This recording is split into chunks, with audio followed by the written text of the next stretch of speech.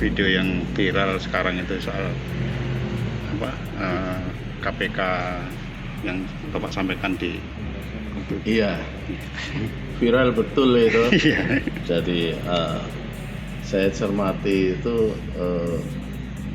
ya pertama itu mungkin tidak seluruhnya ya, tidak seluruhnya itu ditampilkan gitu kan. Saya bicara itu sekitar 5 menit ya, tapi yang di situ kan cuma 24 detik gitu loh.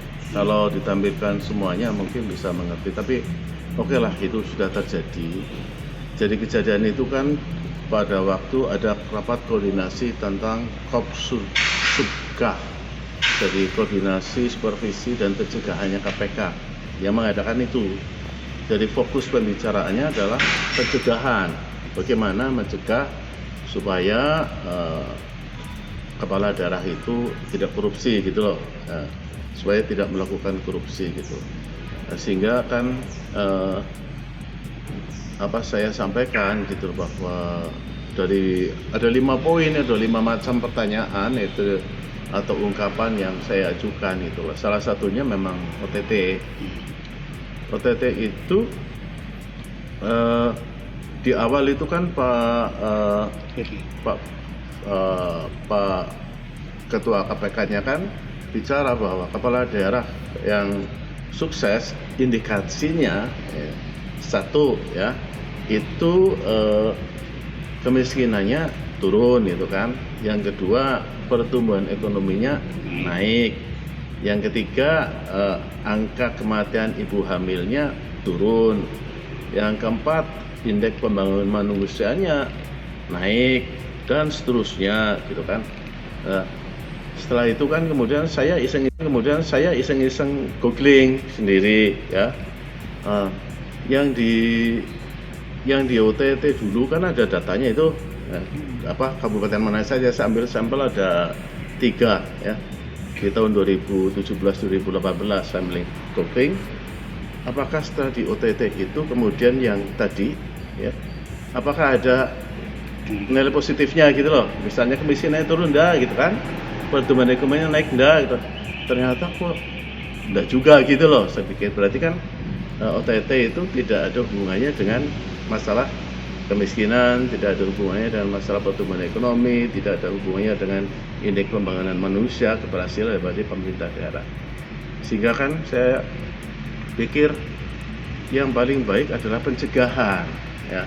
Kata orang kan lebih baik mencegah daripada mengamputasi atau mengobati kan. Nah, caranya mencegahnya bagaimana gitu. Karena itu kan KPK rata-rata ya kerjanya OTT kan. Nah, di sisi lain ada pencegahan yang disebut dengan MCC ya. Itu yang dari ini MCC ini ya, dari programnya pencegahan itu kan normatif ya.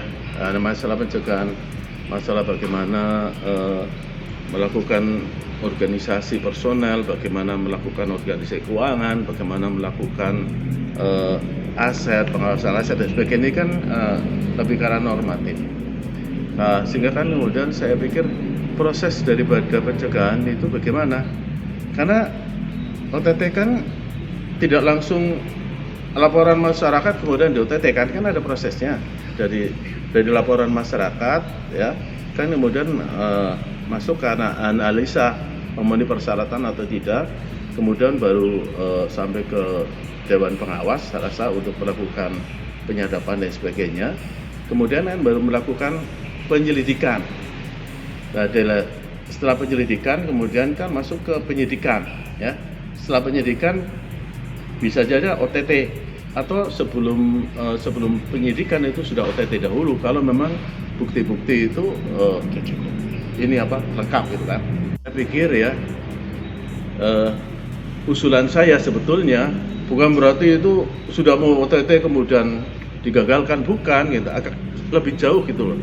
Jauh sebelum penyelidikan itu kan sebetulnya orang yang dilaporkan ini kan bisa dilihat dari performan orang tersebut di dalam melaksanakan tugasnya sehari-hari. Apakah bupati ini adalah bupati yang punya prospek untuk memajukan daerahnya atau enggak?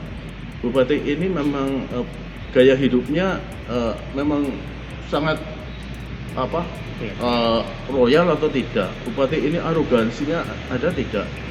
Kan bisa dilihat di situ. Itu yang kemudian saya katakan disitulah letak pencegahannya, itu di situ. Jangan semuanya kemudian terus dilanjutkan kemudian langsung di OTT gitu kan. Karena dari riset kecil-kecilan yang saya lihat itu pengaruh kepada pertumbuhan ekonomi, terhadap IPM, terhadap kemiskinan itu tidak bisa secara langsung kelihatan gitu. Sehingga apakah tidak lebih baik kalau dilakukan pencegahan? Yang saya maksud pencegahan itu bukan mendekati OTT kemudian tidak jadi, bukan. Jadi proses ini kan panjang. Jadi setelah masuk sebelum masuk ke Dewas ataupun pada waktu penyelidikan ya, ini difilter dulu nih jenis orangnya gitu loh. Kalau orangnya itu punya prospek yang baik ya, kenapa tidak kemudian dipanggil klarifikasi, kemudian dihitung kerugian negara, kemudian suruh mengembalikan apa kalau sudah terlanjur, kalau belum ya kemudian diingatkan atau gimana, atau kalau di situ disampaikan kalau memang sudah ada indikasi kerugian negara ya suruh kembalikan kerugian negara. Mengembalikan kerugian negara bisa aja tidak harus sebesar itu, 2 kali lipat, 3 kali lipat, atau 5 kali lipat, sehingga seakan-akan dimiskinkan langsung gitu kan. Tapi kan kapok gitu loh. Sebetulnya arahnya ke situ, bukan seperti penapisan orang sudah mau nangkep sudah jadi, bukan. Karena prosesnya panjang.